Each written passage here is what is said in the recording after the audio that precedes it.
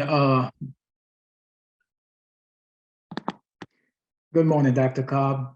Good morning, Good morning. students of the STEM Good morning. program. How's everyone doing today? And I know we've muted everyone so far, so I will take it that everyone is doing great today. I'm honored to be able to speak a little bit and just to inform you of my progress in the STEM program. Uh, Excuse me for the glitches with the computer, with the actual uh, virtual education. I'm still, like we all are, progressing through this and learning how to navigate this properly. So if I wasn't on time, excuse me for my tardiness. But anyway, let me progress real quick. Like I said, my name is Mr. Marlon McKoy, and I've done a little bit of research just looking at the overall program of the STEM program. And I really believe this is an excellent opportunity to help home in on the skills and the need of the overall society today. Uh, I'll give you a brief breakdown of my progression through this program. I'll begin by explaining my current occupation, how I became interested in the STEM program. And if I'm not looking directly in the camera, I'm just looking off a little bit to my notes, okay? I do speak a little fast at times. I do have an accent because I grew up in a different country the first 11 years of my life. So if I say something that you don't understand thoroughly, just raise your hand or wave your hand, and I'll stop for a brief moment and begin to move forward, or stop and acknowledge you and take a question from you. I can't unmute all of the individual students here that I can see. So I could unmute you for that brief moment so you can speak. Is there anything before I begin, Dr. Cobb, that I need to go over real quick? No, and they'll be able to unmute themselves if they want to have conversation with you or ask you something. They'll be able to unmute themselves. Okay, but basically, I'll begin first by going over which you already are aware. This is a program introduced by the Biden and Harris administration, and through the Department of Defense. We're basically trying to push more people into science, technology, engineering, and mathematical, and computer, including computer skills. Basically, my career currently, I'm an alarms technician. An alarms technician, I'm involved in all small circuitry. So basically, I program all the alarms on our current base. I'm employed by Department of Defense at Seymour Johnson Air Force Base. I served 23 years of active military duty. But briefly, just to go over my career on how I got involved in science and technology, I started off in New York City in high school, actually Park West High School in New York. This was way back in the 90s. And I started off doing flying, aviation. Basically, after high school, in high school, every Friday I went out to fly airplanes. So I began doing private pilot licensing. After my senior year, I already had a logbook for flight and technology. And I applied and went to college at State University of Farmingdale in New York. And basically, I went there for aerospace technology. So after 2 years of aerospace technology at Farmingdale State University of New York, I ran out of money, like most of us, and decided to go into the Navy. Since the Navy knew I had a background in aviation and technology, they immediately offered me several careers dealing with engineering and technology. They offered me, the first was meteorology, because meteorology has a whole lot to do with pilots and the flight, and also accidents and avoiding of weather disasters. They offered me aircraft technology to actually basically work on any type of aircrafts with the engines and the jets and propulsion system. And they offered me air traffic controller. And basically out of the three, I chose meteorology, which is our aerographer's mate in the Navy. And they immediately sent me to school for that, which I did 4 years of active duty Air Force doing meteorology, basically briefing the pilot and all the airplane weather disasters, briefing the captain on the best course of action that the captain should take in case there is any type of weather disasters. Also, we were trained on codes, nuclear submarine codes, oceanography, all type of oceanography on satellites. So basically for 4 years, I did that in the Navy. After I finished my career in the Navy, I went back to school and decided that I was going to go into engineering. So you could kind of see I got a full spectrum of knowledge of a lot of areas. And engineering, I took up basically electrical engineering, and pretty much because they knew I was well educated in electronics and anything that with computer wise, I immediately started off as electrical engineer. I deployed with the Air Force, leaving the Navy, I deployed with the Air Force. And I went to Afghanistan, I went to Kuwait, I went to many, many other countries, went to South America, and actually built schools from the ground up. And basically the Air Force, they wanted me to know how to build buildings from the ground up. I took project management training with them and basically became a project manager.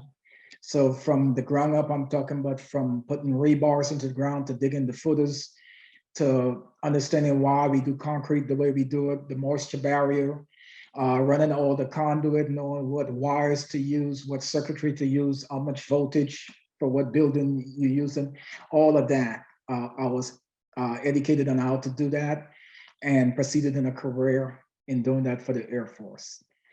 After about, I would say 16 years of that, I decided to retire from the military. And I did 23 years of total military training and career.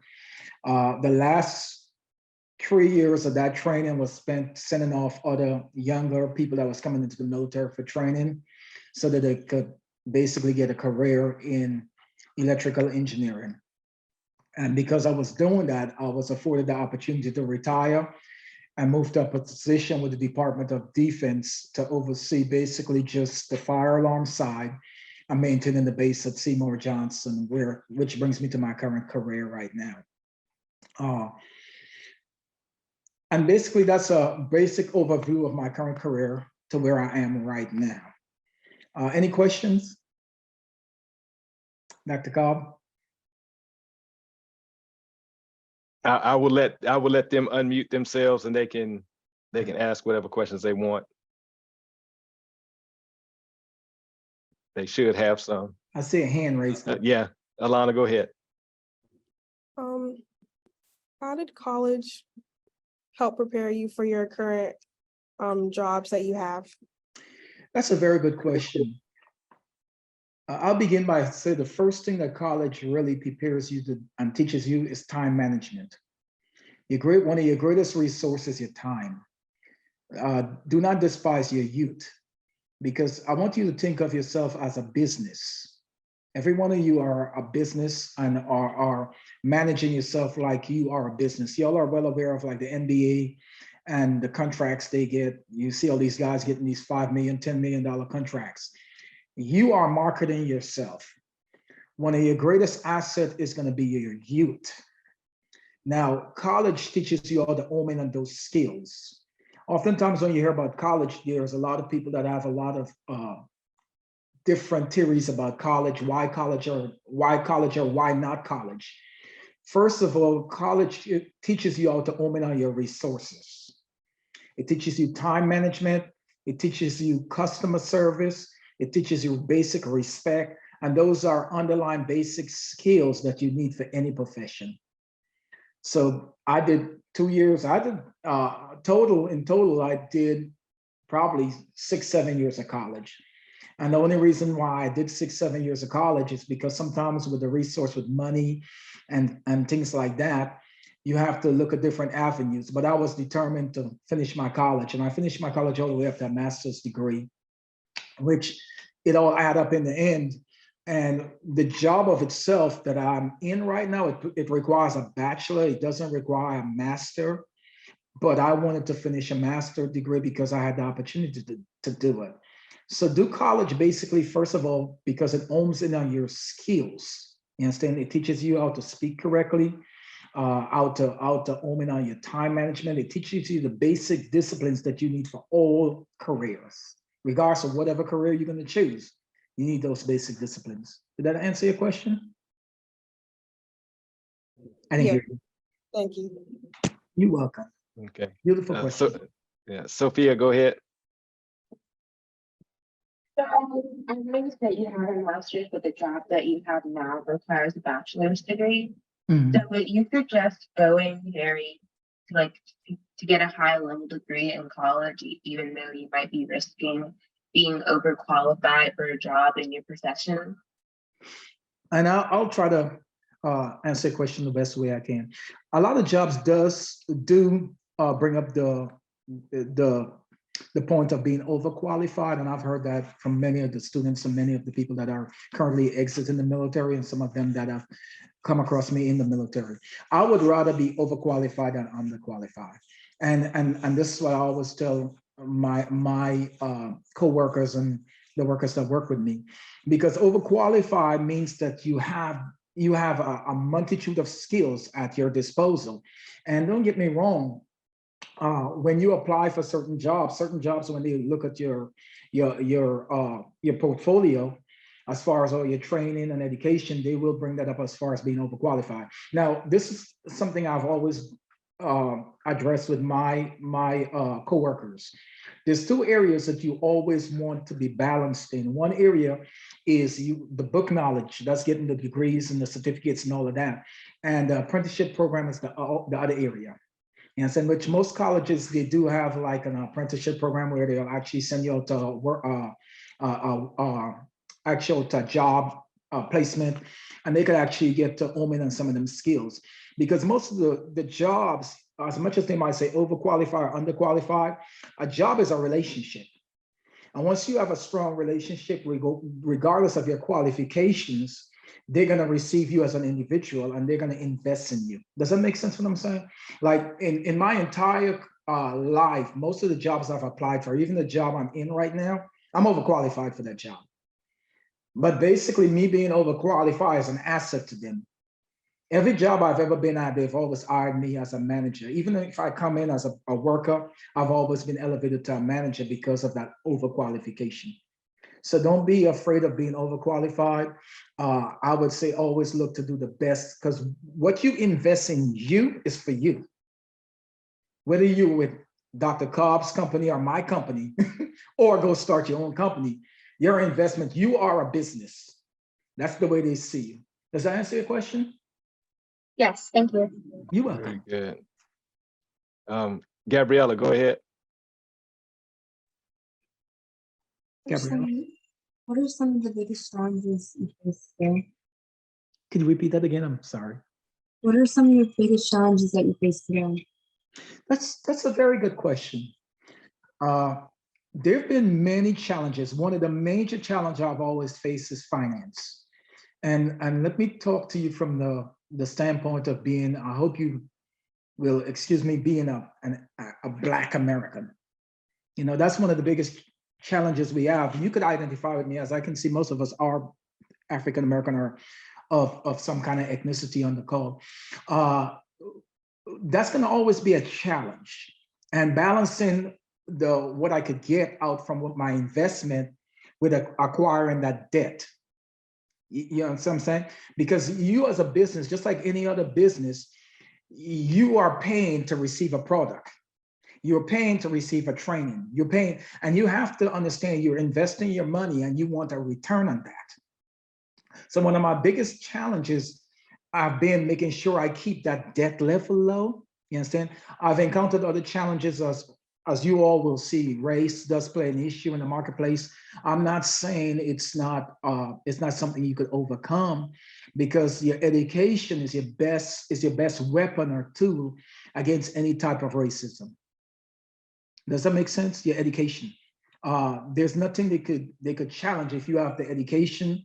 I'm not saying that a company or an individual cannot be racist to you, even if you are even if you are well educated, but it decreases the risk that they could use that as an excuse to promote you into excellence or promote you into these positions. So basically, debt is the number one challenge I've faced in life. Thank God I'm debt free right now. I only have my mortgage that I'm paying on, but you have to think of yourself as that investment. So you're investing in yourself and you want to make sure you see yourself beyond just the immediate need. That means that you're investing in a career. A career is a basic foundation for your living. If you get that basic foundation, then you could establish yourself to where you could own a home.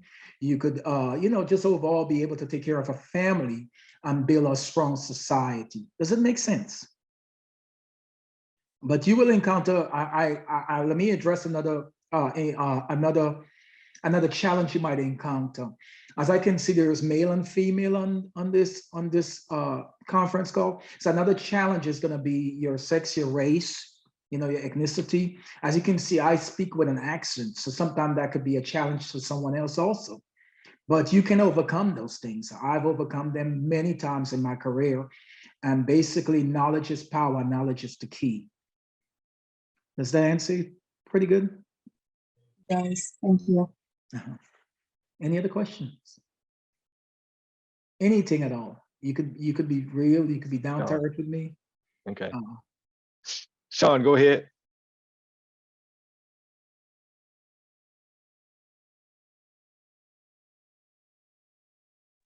I can't hear. Yeah. Has the field you are in changed in the past 5 years? Repeat that again.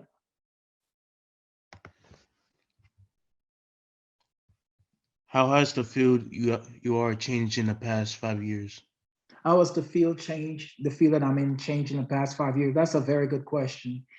I work on all small circuitry, and the field of technology is ever evolving. As you can see with the computers, I know most of y'all are not familiar with typewriters, but Dr. Cobb could know about typewriters. Currently in my field, we have an area where we could locate, because I manage all the fire emergency calls on base. Now I'm also managing all of the mass notification systems on base now, which is posed to a big challenge to me, because mass notifications alarms everyone on base if there's an active shooter. You've seen in the news, there's so many things as far as active shooters. And this is not just a building, this is a whole base.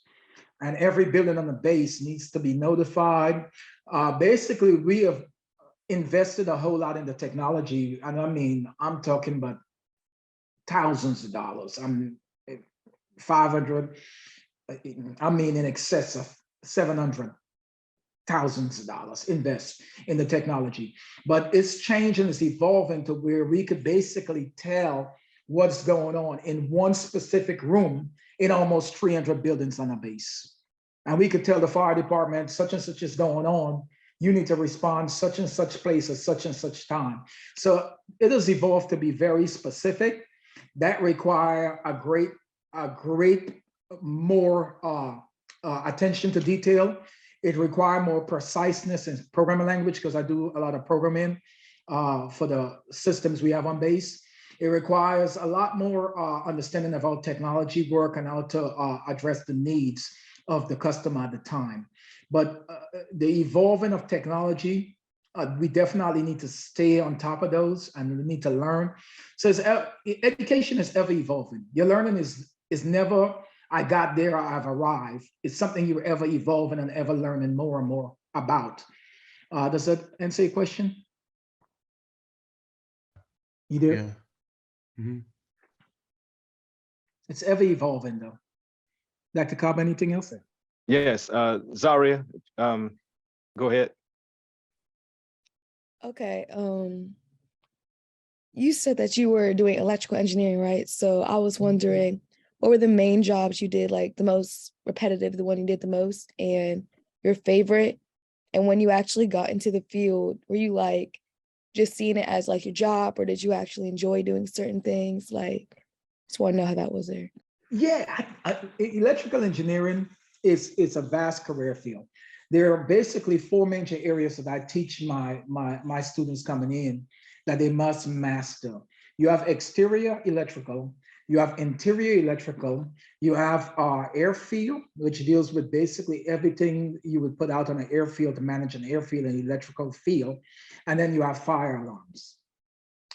My overall favorite was probably interior.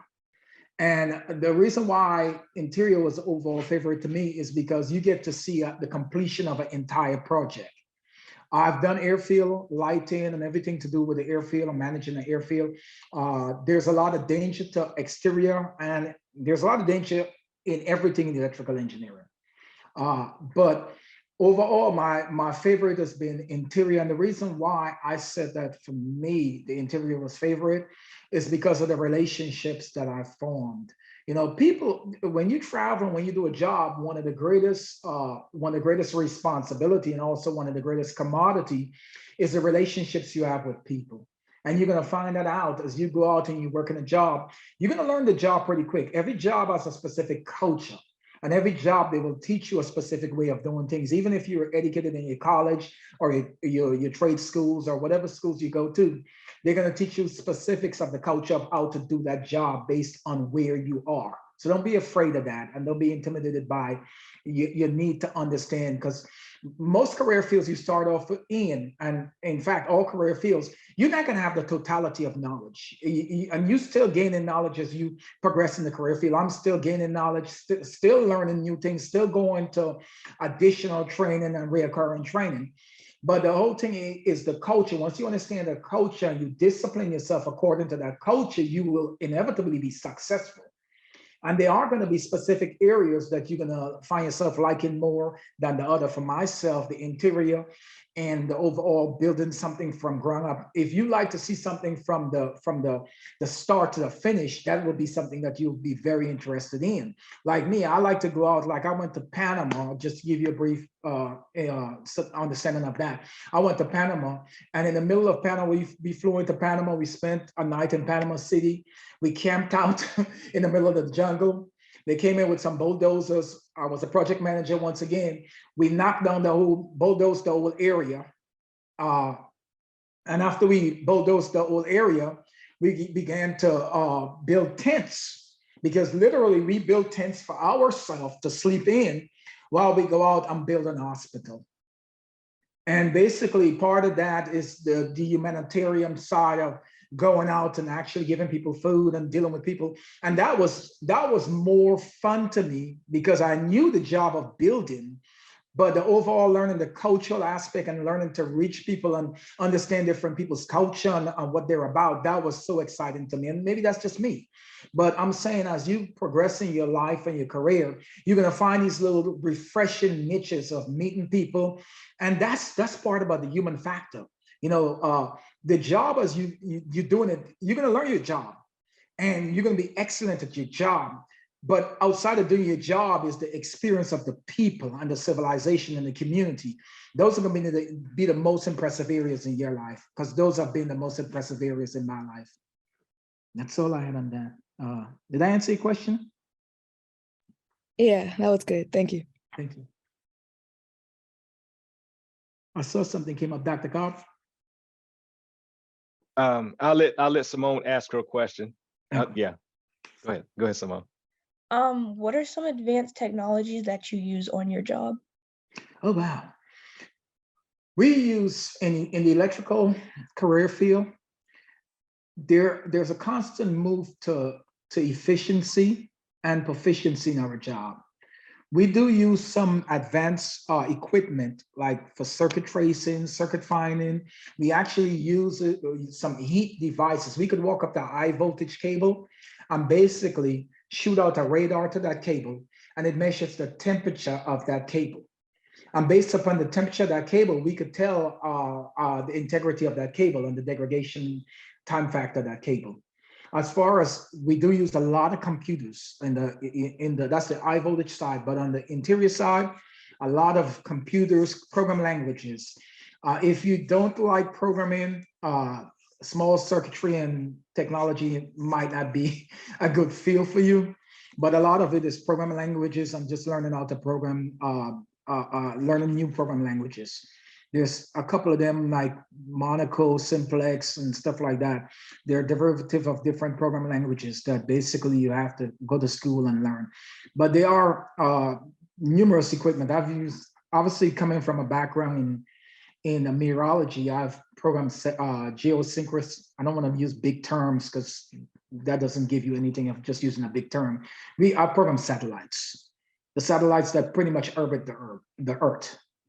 You know, and you can do that too. That's a career path. They're constantly, because of the deficiency in technology today, they are constantly looking for more people that are willing to be trained and willing to progress in these careers. So the field is wide open for the young people today, regardless of race or creed. The field is wide open. If you get a degree in engineering, you could probably walk into a job easy, because there's such a vacuum, such a need for engineering, for any type of programming, for anything in mathematics. They're actually, I'll say this, I don't want to talk too much more in this, but my brother is in computer engineering, and he actually has to outsource to hire people from India to work at his company. And these are good jobs. The low end of these jobs are paying anywhere from $70,000 to $80,000 a year. That's the low end. But because we in America are not meeting that need, we have to outsource to other avenues to get people to come in and meet those needs. And the funny thing about that is, when you start to outsource, I'll say this real quick, when you start to outsource that need, even when I was on the base I'm on, my base is in charge of protecting the integrity of the United States of America. We have to protect this country. If I'm outsourcing the need to all of these possible enemies of America, do you see how that jeopardizes the overall security of the United States of America? This is a big reason why the president, the vice president, and a lot of people in government are saying, yes, we need to address these needs, and we need to address it right now. Really, they should have been addressing it probably 8 years ago. Does that make sense? Because we're behind, and there's a lot of people that don't even have, I'm required to maintain a security clearance, a secret clearance at least. I was a security manager also. So I did security manager. That was another job, which I basically did the background check, sent out all your information to do your background check, to make sure you are able to have access to classified information. That was another job in the military. Any other question? I do have one student who has sent a question. What are some common misconceptions people have about your field? That's a good question.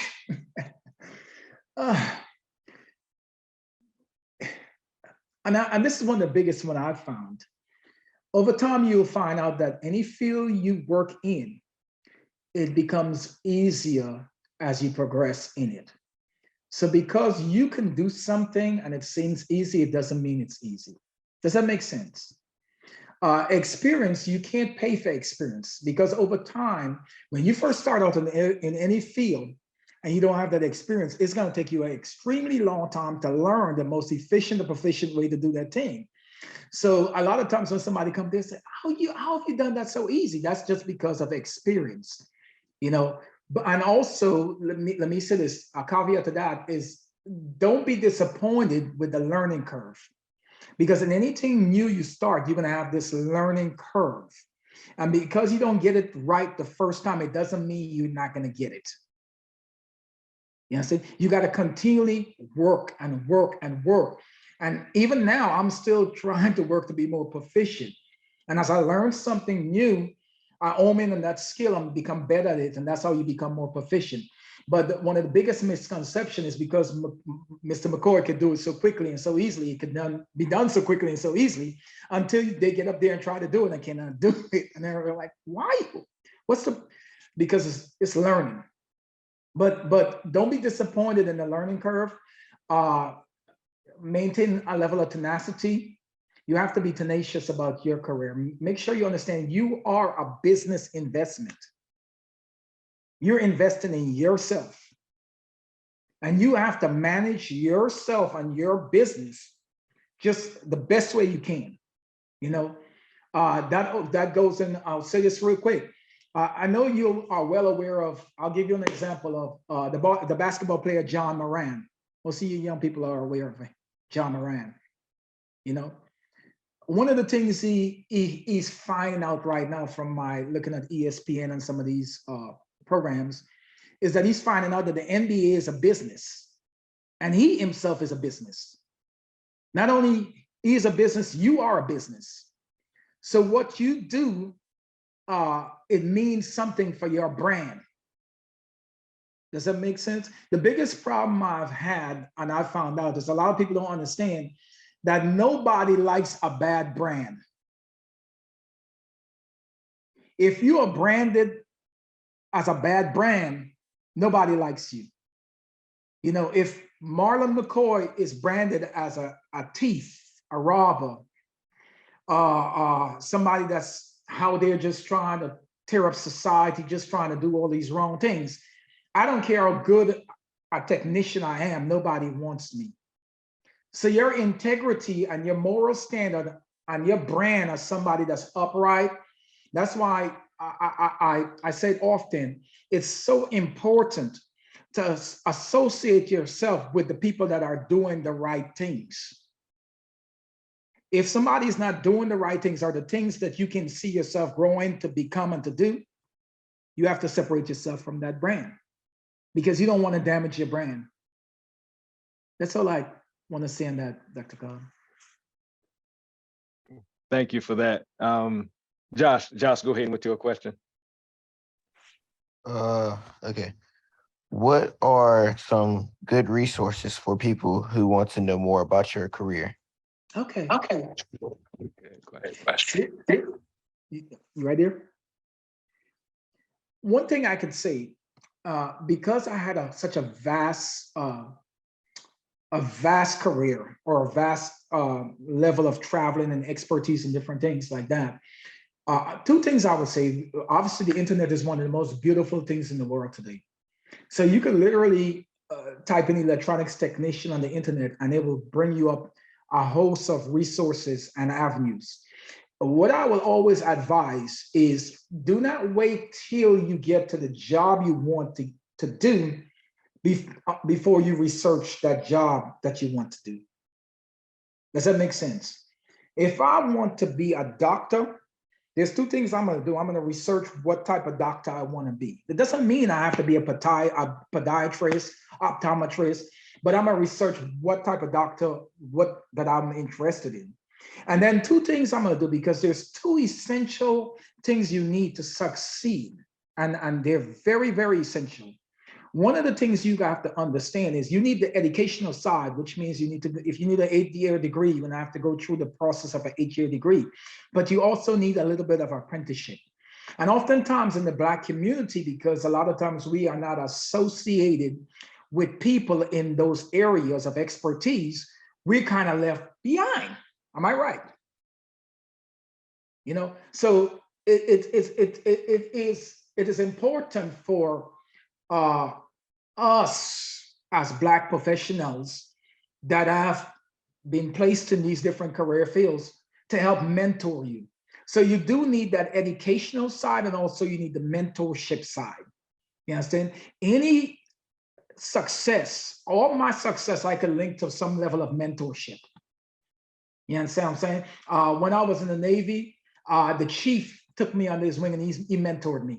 He said, Mr. McKoy, I don't know where you're going to go. He said, you're a great person, but I want to show you all the resources that you have at hand. And, you know, I joke with people because the Navy offered me $23,000 to reenlist, $23,000. And at that time, I probably was foolish, to be honest with you, because I should have took that money, you know, but being impatient, being young, being somewhat not really there fully on the opportunities that was at hand at me, I went around that. but still more opportunities came for me. So what I'm trying to tell you, there's going to be plenty of opportunities that's going to come to your life.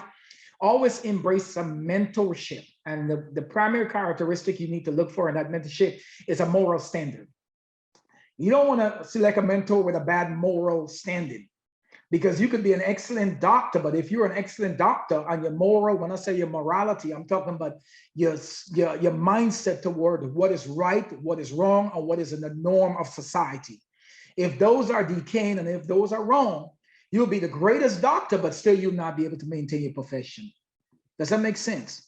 If you want to be a basketball player, which there's nothing wrong about being a basketball player, you have to seek out a mentorship that have a basic standard of right and wrong that matches something great, because your morality is what is the fabric that holds everything together. You know, so your relationship right now, even in your home, the mom, the dad, whether you have a mom or a dad, there's always going to be somebody that you could look up and look around and say, man, you know what? That guy does what's right. It seems like he does what's right. And there'll always be somebody coming to you and saying, no, don't do it that way, because that's the wrong thing to do. And you might not like it, like I didn't.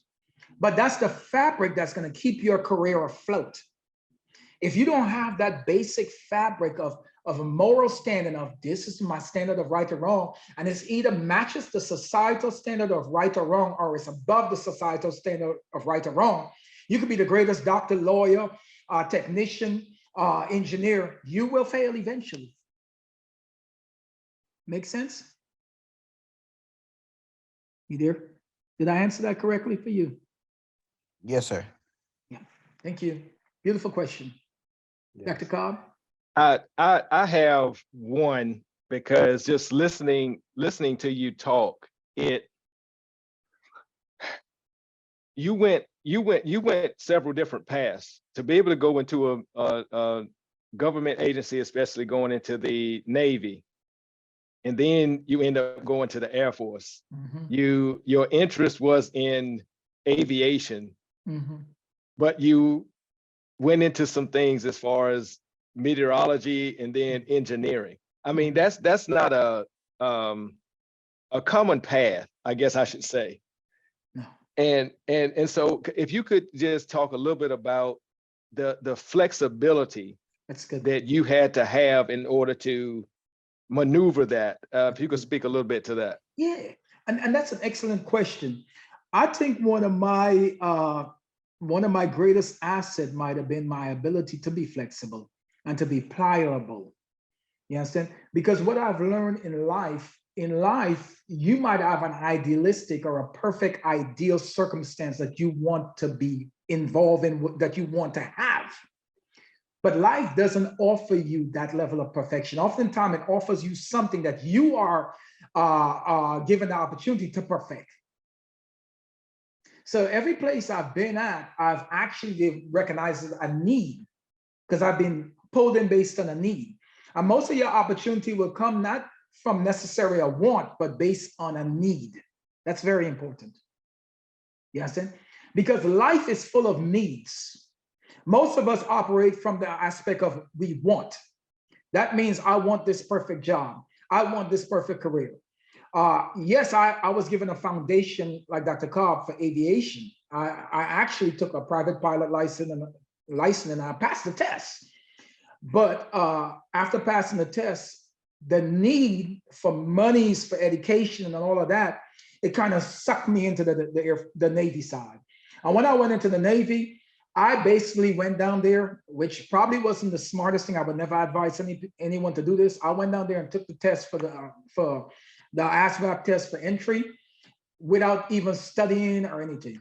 And basically, when they came back with the exam, they say you pass and you're proficient in all these areas. You could select anything in engineering or anything in computers or anything in aviation. And I took a white collar job, not with me knowing meteorology is an excellent field. I would strongly advise, and especially for people of ethnicity, I would strongly advise that anything in aviation, meteorology, science and technology, those fields are not going nowhere. You know, they're just going to be building more and more on it. They're building new ships, they're building new aircrafts, they're doing more space travel. And the foundation of basic mathematics, which where I was brought up, culturally speaking, those basic times tables, you know, basic addition and subtraction, basic sine, cosine, basic physics and science and chemistry, which most of us think that is pretty much useless.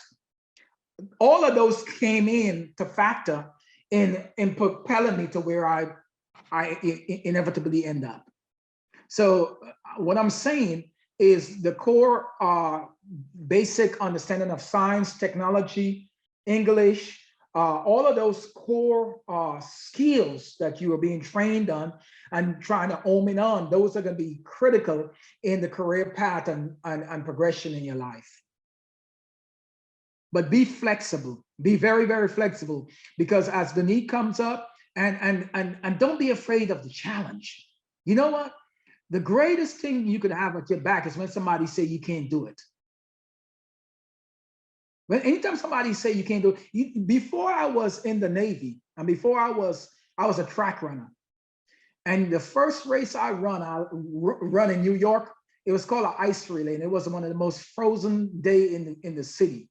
And I got out there, and the first race I won, I run. You know what ended up happening? I came in last, and they laughed at me. No offense to the ladies online. A lady came in front of me, and all the guys laughed at me. I was the last person. I felt like I was getting pneumonia. And after that day, you know what I did? I started training on my own. And I would train when no one else was training. And I progressed to being the captain of that team. And I had one of the fastest time coming out of school.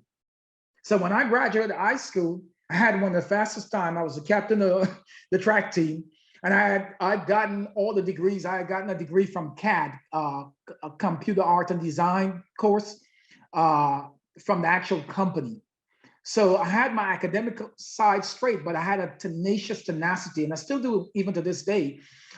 When someone say you cannot do it, something triggers in me. There's a fire that says, I got to prove that I could do this.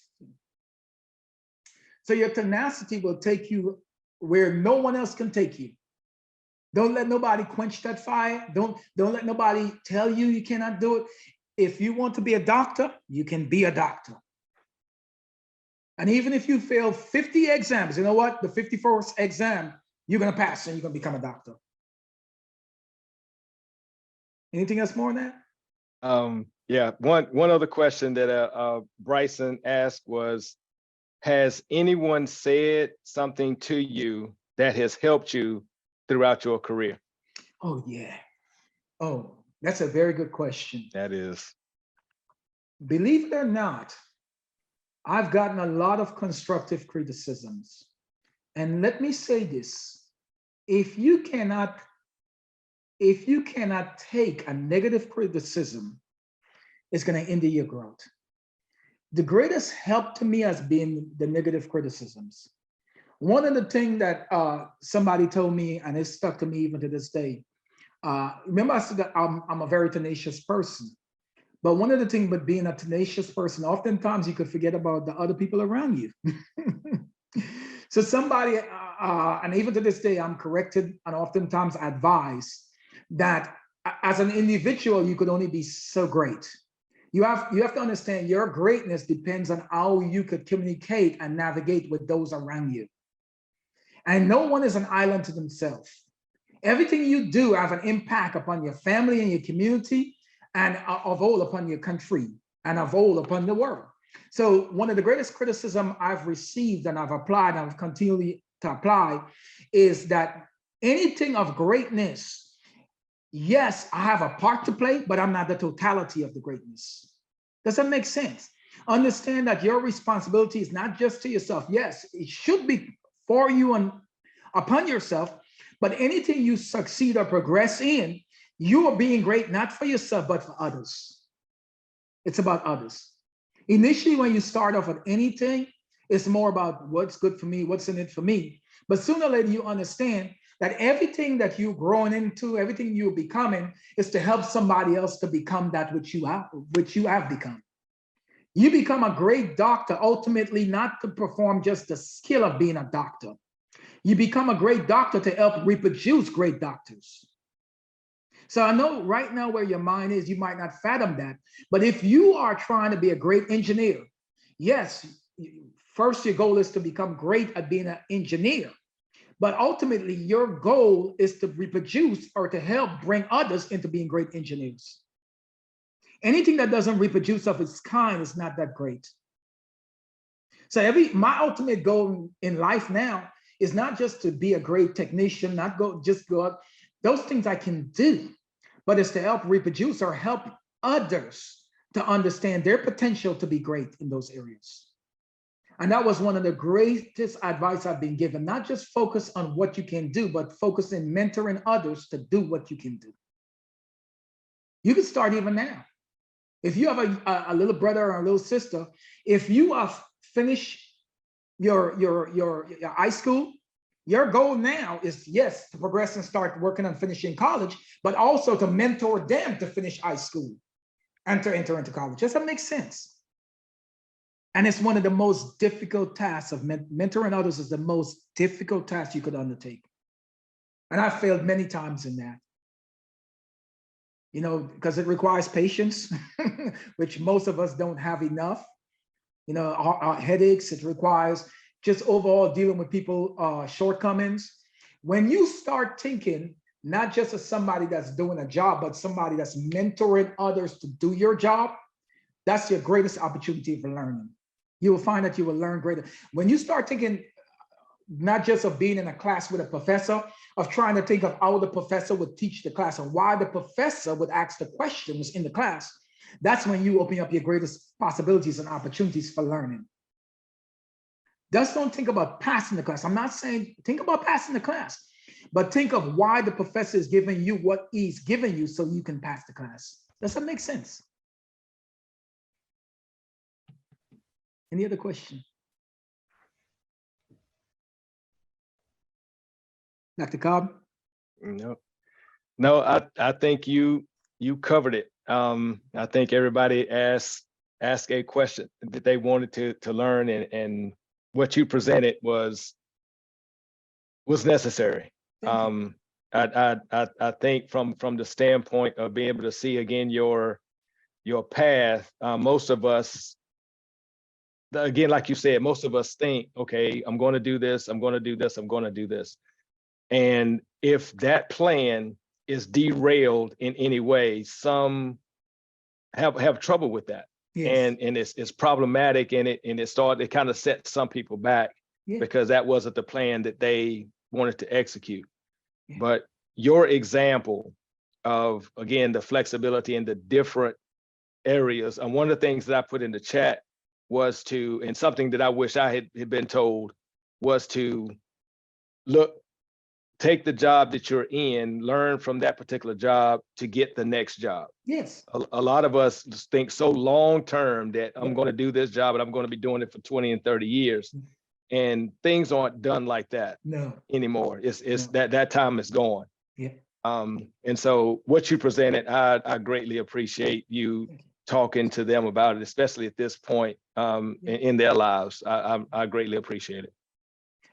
And also, Dr. Cobb is well aware of my information. If any of y'all want a tour, because I was in Walmart, real quick, I'll say this. I was in Walmart and I run into a young man that was going in the Air Force. And I give them my information. I said, call me. I said, I will give you a tour. Obviously, I bring you on the base and provide you and your family with that opportunity to actually see the job. There are avenues, and I know many people, you know, in different jobs and careers on the base here, and also in the outside professional world. So any job that you're interested, you know, you can look me up, look anybody up, and seek out that resource, because there are mentorship out there. There are programs and there are opportunities to actually walk in and actually get some understanding of that career that you want to sit yourself in. That opportunity is still here. It's still there. Dr. Cobb, that's all I have on that. Okay, thank you. Thank you so much, Mr. McKoy. We greatly appreciate it. And thank you for taking out your time today Yes, sir. to speak with us and the students. We greatly appreciate it. Thank you very much, sir. You have a great day. Thank you. You do the same.